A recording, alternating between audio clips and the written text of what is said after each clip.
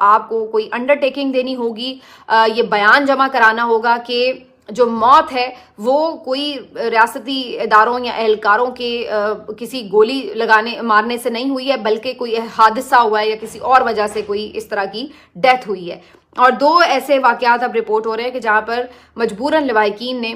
ایسے کسی ایفیڈیوٹ پر سائن کر کے تو اپنی میت جو ہے وہ وصول کی ہے۔ تو بہرحال یہ ساری صورتحال کافی خوفناک ہے، لیکن یہاں پر یہ انڈیپینڈنٹ کی رپورٹ اس بات کو ثابت کر رہی ہے کہ گولیاں تو لگی ہیں، اور 100 سے زائد ایک بہت بڑا نمبر ہے کہ جو آپ بتا رہے ہیں کہ یہاں پر لوگوں کو لایا گیا ہے۔ ان سے جب یہ پوچھا گیا کہ کیا یہاں پر لائے جانے والوں میں پولیس اہلکار بھی شامل تھے جنہیں گولیاں لگی ہوں، کیونکہ حکومت تو یہ کلیم کرتی ہے نا کہ اسلحہ مظاہرین کے پاس تھا اور وہ الٹا گولیاں چلا رہے تھے اہلکاروں پر، تو اس بات کی اسپتال ذرائع نے تصدیق نہیں کی۔ ان کا کہنا ہے کہ یہاں پہ 4 سے 5 اہلکار لائے ضرور گئے تھے جو پولیس کے تھے، لیکن ان